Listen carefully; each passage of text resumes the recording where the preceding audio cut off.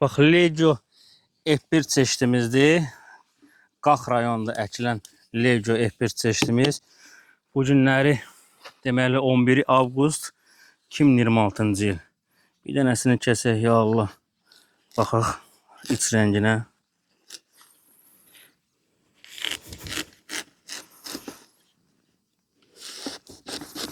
Tam yetki var bu.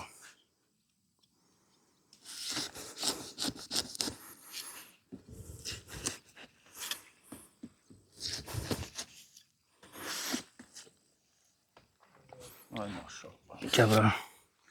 Rəngə bax. Bax maşallah olsun. Allah xeyri bərəkətli eləsin.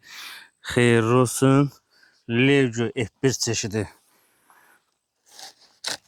Qax rayonunun haraydı bura? Zərnə kənd ərazisidir. Çeşidimiz isə Legio F1 çeşidi. Allah xeyri bərəkətli eləsin. Xeyirli olsun. Bugünkü çəkilişimiz 11 avqust 2026-cı il. Gəl bunu bir dilin formasına verim, yiyəmər birini.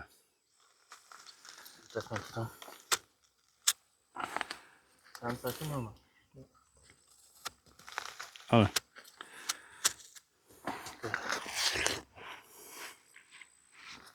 Kaldır mı? Süper. Al. Süper. Al. Hadi sen. Buradan birisini görüşmek istiyorum. Al buradan sıkar.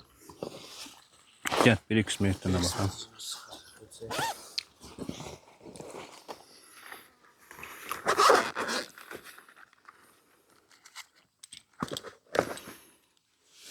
Ortasından.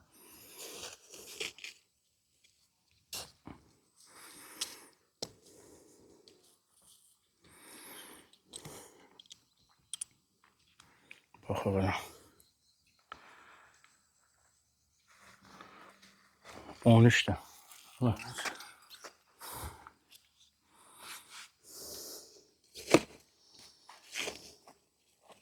Kaç oldu? 11, 12, 13'ten yok 14 sadece. Evet, sözlerim ağaçlı. 10, 11, 12, 13. Xeyirli olsun, əla, super, gözəl. Kamil əminə, Kamal əmdə çox gözəl bostana baxıblar. Allah əzətlərini itirməsin, gözəl dağın arasında səfalı yerdə Legio F1 çeşidimizdir. Qax rayonunda əkilən Legio F1 çeşidimizdir.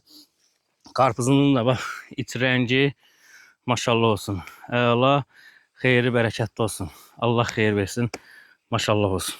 Gözəl.